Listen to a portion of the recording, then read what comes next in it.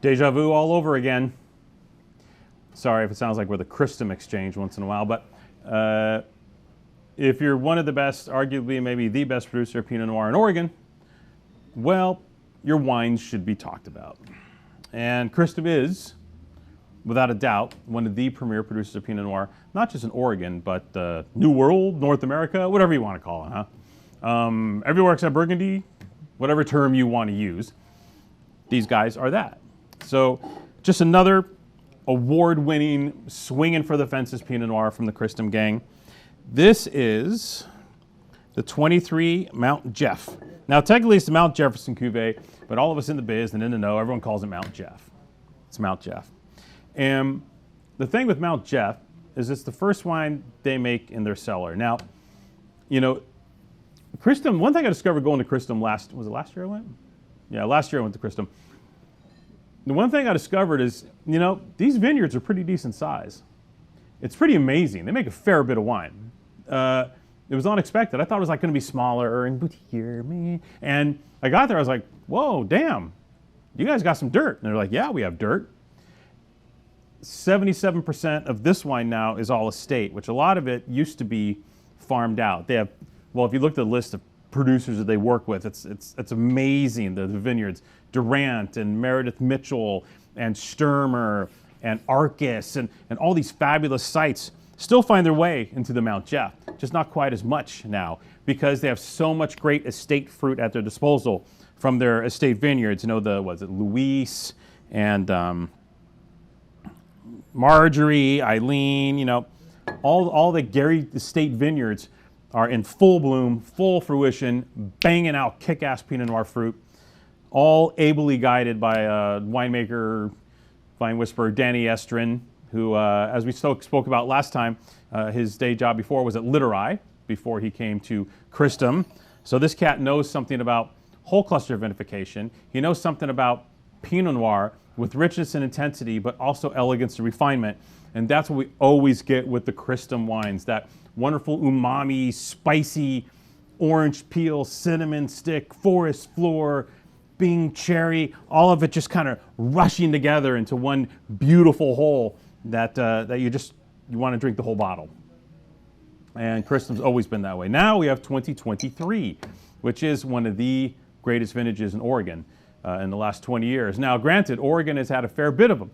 Climate change has not been unkind to Oregon, a place that was already marginally cool to produce Pinot Noir, and sometimes you get some pretty green wines. If you're tasting the 17s or the 11s, you know what I'm talking about. Now we get this wonderful consistency from Oregon that we didn't used to see in the past. Consistency of cooler climate style Pinot Noir still, but they're just getting those few degrees, a little more sun over the hump to make just profound wines every year. Now, as you know, 2023 for the west side, can I flash? Okay. No, probably. Was a long, cool, extended growing season, a bit like 21, loved 21. And 23 was just this season that kept going. Sun, not hot, moderate temperatures, great weather. Go out and get the grapes whenever you want. So it was a late harvest of Cristom, but it was a perfect harvest. 45% whole cluster here, which is, you know, quite a bit. That's always been one of their shticks, one of their mantras, even back in the Dorner days. You know, he came from Calera. So the nod was always towards Burgundy as the model, always towards the wines of Romanée-Conti, the wines of Dujac, et cetera, et cetera, et cetera. When that style came into play, these guys are one of the biggest proponents of it, and they're also one of the greatest at doing it. Simple as that.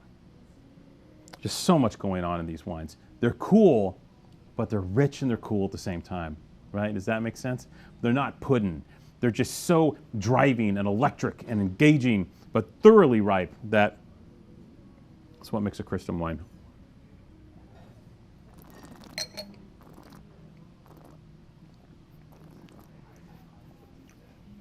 So dynamic, so much polish, very good structure.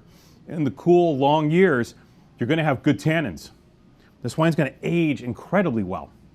But with that balance, that equilibrium, the wine is enjoyable now. And that's what we want, right? We want to have our cake and eat it too. And with this wine, you're going to be eating the whole damn cake. It is really something in 2023. One of the best Mount Jeffs I remember tasting. And we've been through a lot of them. We sold this 92, 94. I mean, there's another wine we go back 30 years with. And this is one of the best versions of this wine I've ever tasted.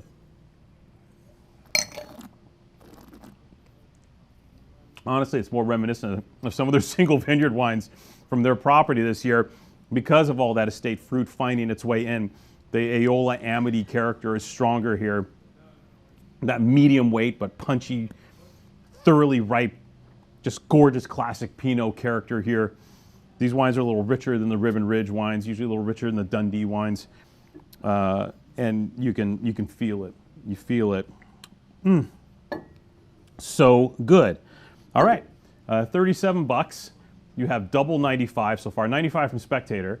This could be their highest scoring Oregon Pinot Noir under 50 bucks in a long time, if memory serves. I'm trying to think if a Pinot got higher from them. I'll have to research that and get back to you. Also 95 from Suckling, 94 from Decanter. Long and short of it, this is probably the best Oregon Pinot Noir you're going to find under, well, on our shelves, under $40, but definitely under 50 bucks. And that's with a whole bag of great Oregon Pinot Noir out there, right? So what you have to remember is this is tip of the top.